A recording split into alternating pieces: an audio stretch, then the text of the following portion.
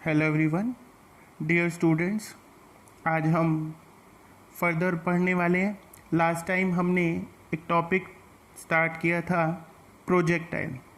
It was very important और अब हम उसी को ही कंटिन्यू कर रहे हैं।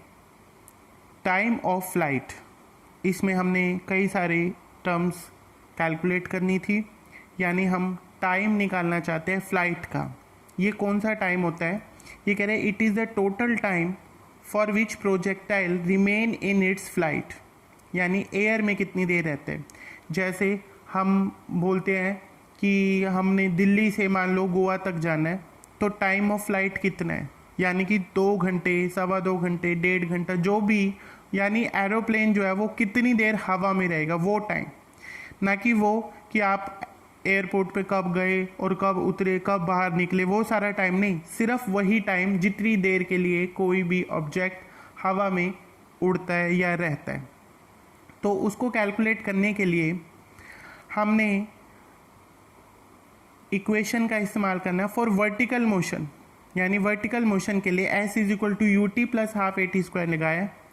यू यानी वर्टिकल मोशन में यू की वैल्यू कितनी है? 0, क्योंकि हम ये जो प्रोजेक्टाइल पढ़ रहे हैं ये पढ़ रहे हॉरिजॉन्टल केस, जिसमें हमने ये देखा था कि जो ये पार्टिकल है वो यहाँ से फेंका गया और किधर की तरफ फेंका गया? आगे की तरफ।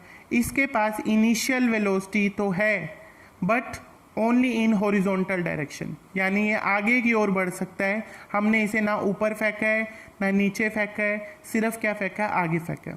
तो यदि अगर हम इसमें इक्वेशन इस्तेमाल करते हैं, यहाँ पे कर रहे हैं फॉर वर्टिकल मोशन, तो उसके लिए हमने ये u को क्या लिया है? यहाँ पर 0 लिया है, क्योंकि वर्टिकल मोशन में इनिशियल वेलोसिटी की वैल्यू 0 है। t हो गया वो उसका total time of flight, plus half a acceleration जो है वो ग्रेविटी की वजह से कर रही है, यानी a की जगह क्या रख दिया हमने? g, और t टाइम की वजह से क्या रखा है? Capital time t square. तो ये वाली टर्म 0 हो गई। s जो है वो क्या है? डिस्टेंस, जो वो वर्टिकल ट्रैवल करे, कितना ट्रैवल करे, जितनी ऊपर उड़ा था उतनी नीचे आएगा, टोटल हाइट जितना। तो h इज इक्वल टू क्या बच गया? ये वाली टर्म 0 हो गई और ये वाली क्या आ गई? हाफ नीचे 2 और जी टी स्क्वायर। यहाँ से ये 2 उधर चला गया h के पास, 2h, g नीचे चला गया, इधर क्रॉस मल्टीप्लाई की g, और ये t का स्क्वायर था उधर जाके क्या हो जाएगा? इसके ऊपर ये रूट। ठीक है, तो ये हमारे पास टाइम ऑफ फ्लाइट का फॉर्मूला आ गया। नेक्स्ट जो है वो है हॉरिजॉन्टल रेंज। हॉरिजॉन्टल रेंज का मतलब, रेंज किसे बोलते हैं कि कितनी दूरी है, कितनी दूर तक जा सकता है कोई। तो यही है हॉरिजॉन्टल रेंज, कि आपने उस प्रोजेक्टाइल को हाइट पर से कितनी ज़ोर से फेंका आगे की ओर कि वो कितनी दूर गई। जैसे आप लोग बच्चे वो करते हैं ना, बॉल को खेलते हैं, कैच कैच खेलते हैं, एक इधर से थ्रो करता है बॉल को और एक दूसरी तरफ। तो आप लोग ने एक्सपीरियंस किया कि जब वो हाथ को अलग अलग एंगल से मोड़ करके बॉल को फेंकता है तो वो कभी दूर जाती है, कभी पास जाती है, कभी और ऊंची फेंकनी होती है तो और पीछे करके एंगल से आप उसको बॉल को फेंकते हो। तो वो कितनी दूर जाती है उसको हम बोलते हैं रेंज। धरती पर जैसे कि मैं मान लो यहाँ खड़ा हूँ और मैंने यहाँ तक फेंकी, तो यहाँ से लेकर के यहाँ तक का डिस्टेंस जो होगा वो उसका क्या कहलाएगा? Horizontal range. वो 2 मीटर गई, 5 मीटर गई, 10 मीटर गई, कितनी दूर आपने फेंकी वो उसकी क्या कहलाती है? रेंज। अब हम इसका फॉर्मूला निकालेंगे। पहले डेफिनेशन लिखेंगे। It is the horizontal distance covered by the projectile during its time of flight, यानी टाइम ऑफ फ्लाइट में जितनी देर वो हवा में रहा उतनी देर में वो आगे की ओर कितना बढ़ गया, कितना उसने डिस्टेंस ट्रैवल करा, कवर किया, उसको हम बोलते हैं हॉरिजॉन्टल रेंज। अब इसके लिए सिंपल फॉर्मूला लगाया जो कि क्या होता था? Distance is equal to speed into time. Distance कितना हो गया हॉरिजॉन्टल? उसमें r, वेलोसिटी का हमने लिखा हॉरिजॉन्टल वेलोसिटी u, और टाइम ऑफ फ्लाइट t। तो r is equal to U T. T की जगह क्या आ गया? जो भी हमने फॉर्मूला ये डिराइव किया था, √2h/g का रूट। तो ये r यानी हॉरिजॉन्टल रेंज का फॉर्मूला डिराइव हो गया।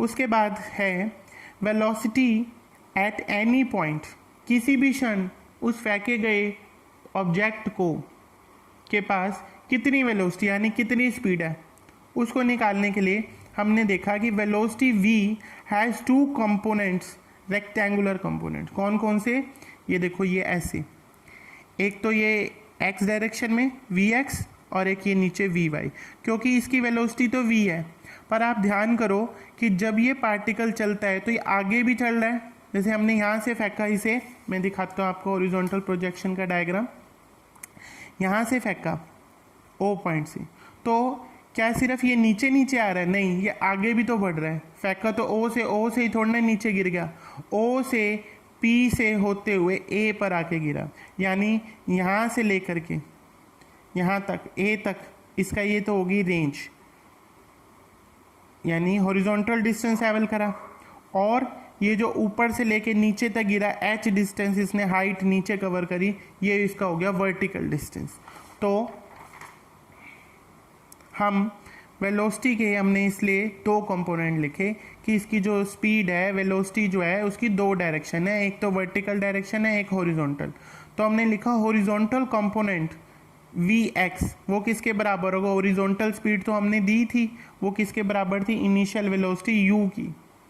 और वर्टिकल कंपोनेंट जो है उसको निकालने के लिए हमने इक्वेशन का इस्तेमाल किया है, कौन सी, v = u + at। u कितनी है, वर्टिकल के लिए ध्यान रखना है कि हमेशा u को 0 पुट करना है और a को g के बराबर। तो vy = u + v = u की जगह 0 + gt, यानी gt आ गया। अब उसके बाद the net velocity at point p, अब जो नेट वेलोसिटी है पॉइंट p पर वो किसके बराबर होगी, v = √, क्योंकि ये दोनों रेक्टेंगुलर कंपोनेंट हैं और parallelogram law of vector addition का इस्तेमाल करेंगे, जो कि कितने के बराबर होता है, vx² + vy² + 2vx vy और cos 90 पुट करेंगे तो आगे वाली टर्म तो कट गई, सिर्फ ये बच गई √vx² + vy²। इसमें हम इस्तेमाल करेंगे किसका, रिजल्टेंट का फॉर्मूला, पैरेललोग्राम लॉ वाला। उसमें तीसरी टर्म भी होती है, वो यहाँ पर 0 हो गई है, क्योंकि दोनों जो vx और vy कंपोनेंट है वो 90 डिग्री पर है, क्योंकि ये दोनों कंपोनेंट कैसे हैं, रेक्टेंगुलर कंपोनेंट है, और रेक्टेंगुलर कंपोनेंट आपस में 90 डिग्री पर होते हैं। cos 90 वाली टर्म 0 हो गई, तो ये बच गई √vx² + vy²। v vx किसके बराबर है, अभी हमने देखा था, यहाँ लिखा भी है vx ये किसके बराबर है, u के, और vy किसके बराबर है, gt के। तो यहाँ हमने पुट कर दी इसकी वैल्यू, vx की जगह कितनी आ गई, u², और vy की जगह gt²। जब इसका स्क्वायर को लेंगे तो g² t²√। उसके बाद अब ये सिर्फ स्पीड निकली, अब अगर इसे वेलोसिटी बनाना है तो हमें इसकी डायरेक्शन भी चाहिए। अब इसकी डायरेक्शन निकालने के लिए हमने ये माना कि लेट जो v वेलोसिटी है वो, ये देखो ये v वेलोसिटी जो है ये अपनी इस हॉरिजॉन्टल के साथ बीटा एंगल बनाती है। कितना एंगल बनाती है, बीटा। तो हम बीटा की टर्म्स में, डिग्री की टर्म्स में बता सकते हैं इसकी डायरेक्शन कितनी है।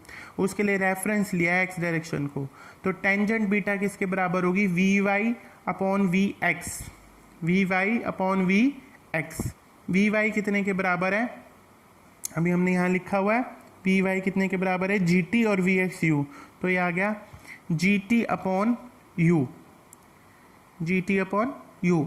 और ये टेंजेंट बीटा के बराबर है, टेंजेंट उधर चला गया, तो बीटा = क्या आ गया, टेंजेंट इनवर्स gt/u।